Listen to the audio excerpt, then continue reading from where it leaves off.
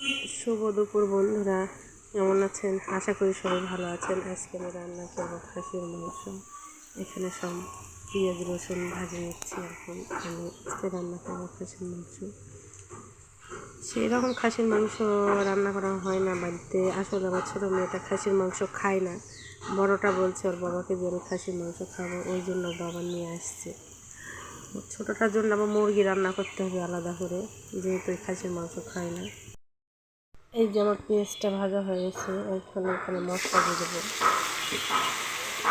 সব রকম মশলা এখানে করে নিয়েছিলাম, জিরা বাটা, আদা বাটা, গরম মশলা সব করে নিয়েছিলাম।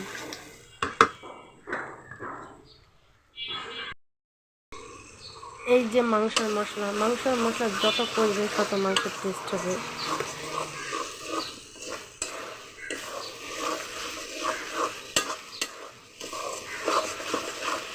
কষতে করতে হবে মাংস মশলা। চারিদিক দিয়ে তেল বের হলে তখন ভাববেন যে হয়ে গেছে।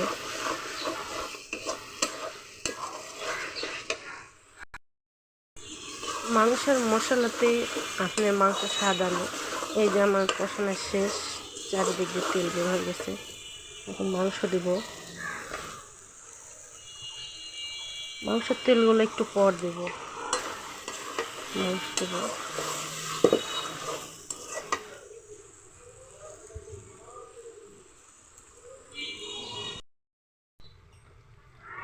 এই যে মাংস এখন সঙ্গে কষাতেই থাকবো।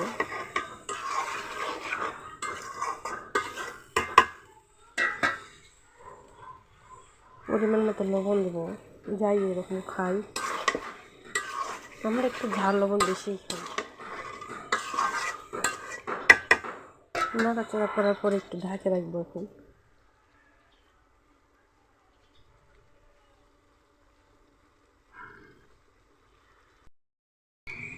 এই যে আমার মাংস এখন কষাতেই থাকবো, এবার রান্না করতেই থাকবো।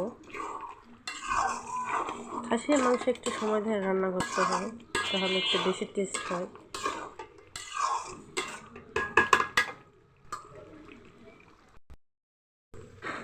এই যে এখন ভেজে রাখা আলুগুলো দিয়ে দেবো, দিয়ে আবার কিছুক্ষণ কষাবো। আমার বাড়িতে না সবাই আলু পছন্দ করে, আলু ওই জন্য দিতে হয়। আর আলু আমাকে ভালো লাগে বলে।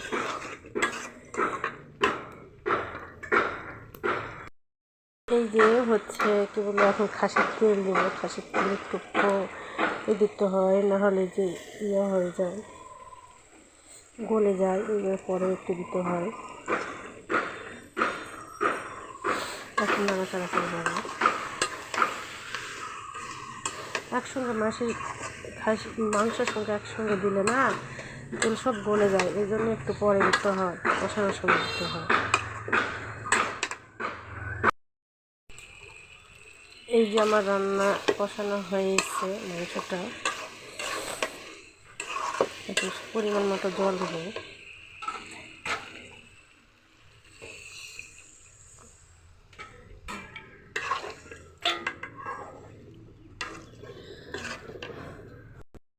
এই যে আমার মাংসটা ঝোল কিছু দিলাম, দিয়ে এখন ফুটতে লাগছে। এক মেয়ে খায়, এক মেয়ে খায় না, বলেন তো কেমন লাগে? দুই মেয়ের জন্য আলাদা আলাদা রান্না করতে হয়। এই যে আমার মাংস হয়ে এসছে, এখন জিরা গুঁড়া দেবো একটু।